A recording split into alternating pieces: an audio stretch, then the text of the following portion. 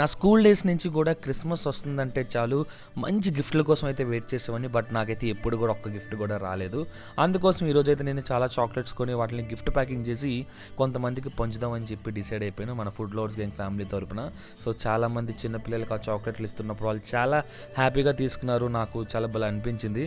నీట్గా వాటిని షేర్ చేసుకుంటున్నాడు. తమ్ముడు అయితే కుక్క పిల్లని తెచ్చుకొని మరి గిఫ్ట్ని తీసుకున్నాడు. భలే క్యూట్గా అనిపించాడు అనమాట మనోడు, తన పప్పి కూడా. ఇంకా అలా వెళ్తుంటే కొంచెం బట్టలు అమ్ముకుంటున్న ఒక అమ్మాయికి కూడా గిఫ్ట్ అవగానే తను కూడా చాలా హ్యాపీగా ఫీల్ అయింది. ఇంకా ఫైనల్గా కొంతమంది పిల్లలకి ఇచ్చాను. ఇంకా కూరగాయలు అమ్ముకుంటున్న బామ్మగారికి ఇస్తే బామ్మగారు భలే హ్యాపీగా ఫీల్ అయిపోయి నా చేతికి నా బొగ్గకి 2 ముద్దలు ఇచ్చి అందరికీ కూడా ఫ్లయింగ్ కీస్ కూడా ఇచ్చారనమాట వీడియోలోని. నాకు ఇంకా హ్యాపీగా అనిపించింది. ఇంకా ఈ క్రిస్మస్ అందరూ హ్యాపీగా సెలబ్రేట్ చేసుకోండి. నేనైతే ఈ క్రిస్మస్ని ఇలా సెలబ్రేట్ చేసుకున్నాను.